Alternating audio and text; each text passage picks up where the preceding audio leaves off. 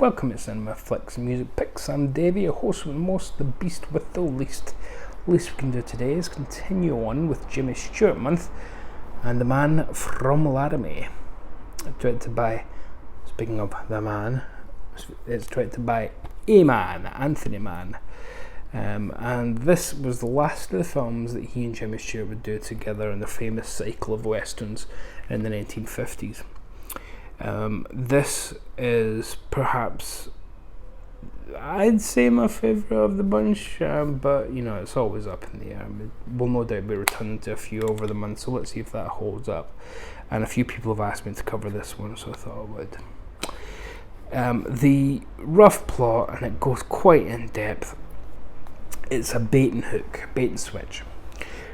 You think that it's going to be a story about Jimmy Stewart rides into town to do a fair deal, and local rancher's son, who's a psychopath, Dave, he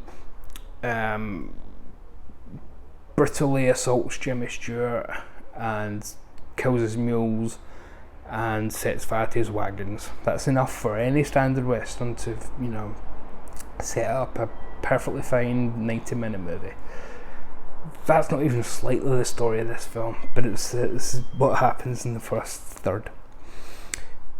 Dave, the psycho son, has a right-hand man, Vic, who is really the brains of the operation.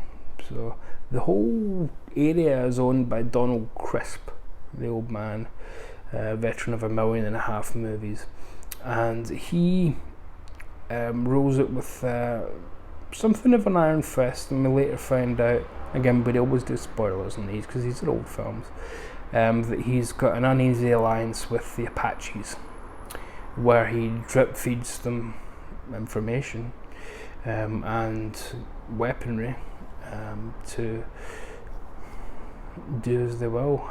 So Jimmy Stewart, upon entering the local store, and we won't go into all the plot details, but this is, you know, the bare bones, sees a repeating rifle that takes his eye, and again, that's not brought up again for another 45 minutes to an hour. Upon riding into town, he stops to see if there's a suitable campfire place, and he sees a cavalry massacre where, you know, young cavalry officers' uniform and hat are laying, and again, he mourns over that, and we're not sure why, but again, it's not brought up for another hour. We then see the cruelty of Dave, the psycho son. He, as I said, burns the wagons, kills Jimmy Stewart's mules because Jimmy Stewart's trying to mine some salt from some land that he thought was free to use. And then in a convoluted way, the next time they meet up, Jimmy Stewart fires the gun, and you know, they're shooting at each other, and Jimmy Stewart gets a shot away that cleanly, and in a fair fight, takes Dave's hand. You know, boom, bang, Dave's hand's blown half off. And as revenge for that, Dave, in a cowardly fashion, has Jimmy Stewart held down by his posse he's assembled, and at point blank range, pulls the gun out and blows Jimmy Stewart's hand to hell. So we're talking about, you know, dark stuff here. And for the time, incredibly violent. Jimmy Stewart, you will see dragged through fire. Behind a mule, you will see his hand being blown off. You will see Dave's hand being blown off. Now, everything I've said for the last 4 minutes would make you think, well, Dave must be the bad guy of this movie, yeah? Jimmy Stewart must be the one that gets into the big epic fight with Dave and kills him, because this is a western, right? Not even close.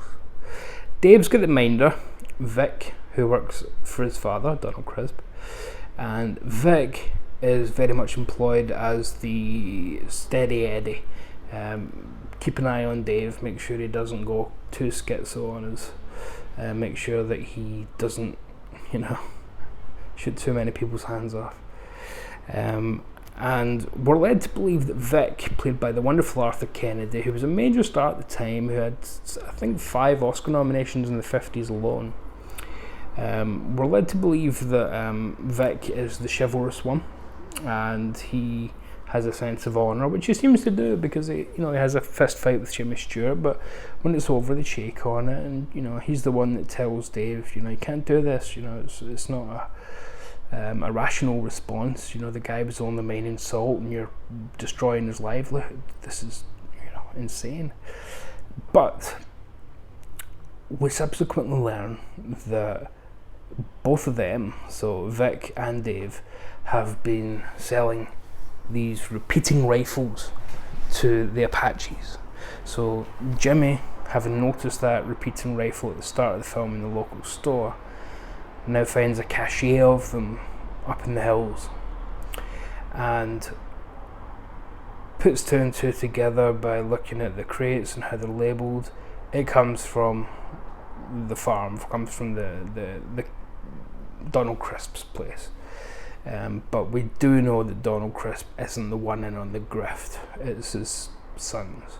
So they're making a bit on the side by selling the Indians, Native Americans, but that's what they keep calling them in this.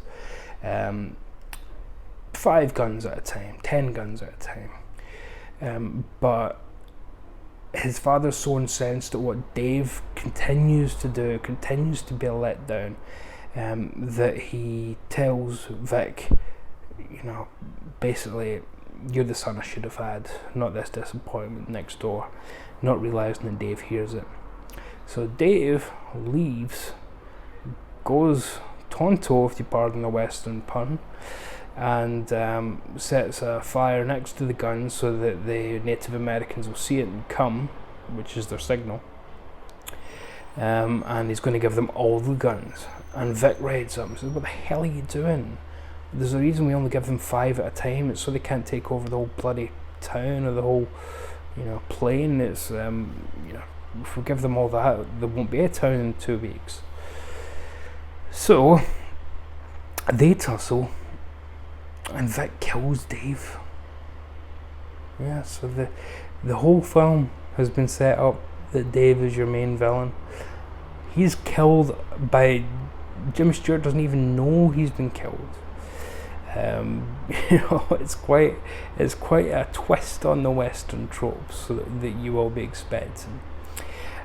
But Jimmy Stewart, again, chivalrously rides out and tells Donald Crisp, "I didn't kill your son, but if you're sore about it, I don't really care. I'm gonna cry over him, so whatever you want to do, call it." Donald Crisp kind of believes at this point that something is up. He's not an idiot, and he's long in the tooth enough to know that his son would have done something stupid, and maybe Vic isn't on the up and up. So Donald Crisp rides up with Vic into the hills and does realise that both of his sons, his real son and his essentially adopted son, have been grifting from and are essentially responsible for the deaths of many, many Union soldiers, because they've been arming the Native Americans under Donald Crisp's watch. This is when Jimmy Stewart's real motives come to the fore. He is the man from Laramie who's come, and we never quite we don't get told until the very end who he is, what his motives are, really the last 10 minutes of the movie. But his motives are that he lost his brother, who was a young Union soldier, to a band of Apache who were armed to the teeth with these distinct repeating rifles around this territory. And he has it out with Vic and realises Vic is the one that's responsible for it, along with Dave, who he's not going to get revenge on now because Dave's dead. But in the wonderful climactic scene, Jimmy Stewart can't pull the gun on Vic. Nothing's said externally. And this is part of the genius of Anthony Mann. Nothing said externally, but Jimmy Stewart's eyes tell you everything. He knows if he pulls the trigger and kills him in cold blood, he's no better than what Vic has become and what Dave was. He's just another psychopath in the West. There's another character in it, the old crow, Emma, and she says this is the only justice that matters around here, with her shotgun. And we get the impression that Jimmy Stewart's kind of tired of that. He's kind of tired of that existence. And we do pick up little clues along the way about what his real profession is. And it isn't until the very end of the film where it's established he's actually an army captain from Fort Laramie. So that's why he has more of a sense of honour and decency about him. But again, Anthony Mann subverts that, because we would expect that to mean that he's acted with a bit of dignity, a bit of class. But Jimmy Stewart jumps Dave in the street and has no compunction about jumping a man from behind. He has no issue with killing in cold blood if it suits his agenda. He would have done so to Dave if Dave had not been killed by Vic already. And he's perfectly happy to see the whole place go up in smoke if necessary. So, yeah, it's only that last moment where he doesn't take the chance to kill Vic that he once more becomes a soldier rather than a figure of vengeance, a spectre, something akin to Clint Eastwood in Pale Rider, an avenging spirit of death. So Anthony Mann uses CinemaScope, which gives the exteriors a wonderful lush look, especially in the salt plains. Everything's very expansive, and Jimmy Stewart's much more comfortable there in the desolation. Whereas whenever he's indoors, the sets are made just a little bit too small. The roofs are a little bit lower than usual, and Jimmy Stewart's quite tall anyway, so he never looks at home or comfortable in the indoor setting, and that's very intentional. He has a piece of dialogue where the young lady, ostensibly the romantic lead, but Anthony Mann doesn't go down that route too much. I think it was more of a studio mandate. That she says to him, "Where are you from?" Jimmy Stewart says, "I'm not really from anywhere." She says, "Well, you must have a place you like to call home." And he says, "Well, I kind of feel comfortable wherever I am." And the truth of it is, it's the reverse. He never feels comfortable wherever he is. He's always going to be that aimless drifter, because he doesn't have the army anymore, and he doesn't have his brother, and the revenge has been taken, because although he let Vic go, the Apaches don't. I won't spoil quite what happens there because it's not too relevant to my kind of theses on the film, but it's all very Shakespearean. There's a lot of King Lear in this, with Donald Crisp's character as the old king, essentially, of this dominion with the sons, and how the rivalry between them to establish who's going to come up next, and is he doing the right thing, giving it to his firstborn rather than someone who would do it better, or is it better that the whole place just goes? It's an ambiguous film which plays with the idea, as all the Anthony Mann westerns do, but especially the ones with Jimmy Stewart, and also Man of the West with Gary Cooper, of the hero, and it uses the Jimmy Stewart and Gary Cooper character that has been established via pop culture to make you query, their actions. So we ask ourselves, is it right for Jimmy Stewart to act the way he's doing? Is he justified because of what happened to his brother? Is the man that sold the guns just as responsible as the person that pulled the trigger? Well, it's a difficult question, because again, Jimmy Stewart's been a soldier for hire and been perfectly happy to kill for years. He's perfectly happy kill Apache whenever it suits. So it calls out a lot of hypocrisy, and it calls out a lot of dichotomy amongst the characters. And once more, a bit like Liberty Valance the other day, it questions the traditional role of a Western and the black hat, white hat notion, and instead invites you to consider that maybe there only is shades of grey. Maybe there isn't anything black hat, white hat, maybe it's all shades of grey. And yeah, I think that's a particularly interesting way of coming at it. It's a very psychological Western, something that would appeal to anyone who loves the Randolph Scott, Bud Boddicker movies, where what's not said is just as powerful as what is said, and what is said is quite often the opposite of what they actually mean. So it's quite a rewarding film from that point of view, yeah, I think it's most deserving of your time.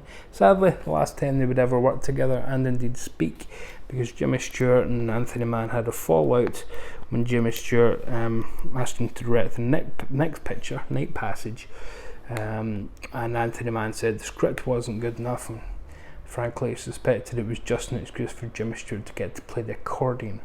Which, having seen Night Passage, it's not a bad little movie, but it's not on this level, so I can kind of see what Anthony was getting at, and I can almost see what Jimmy was getting at too, because it is a more likeable role for Jimmy Stewart in that one. So maybe Jimmy Stewart had a point. Maybe time to pull back. If we've done this many psychological westerns, maybe it's time to pull back and do something a bit more tried and reboot, if you will, to use the modern parlance.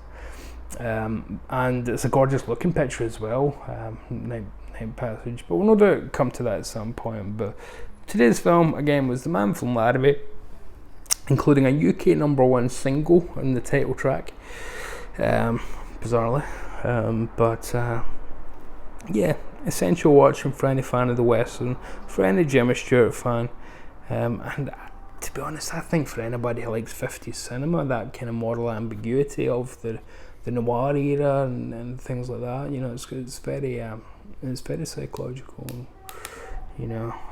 If you operate in the shadows and the shades of grey, this is certainly a film for you. So, yep.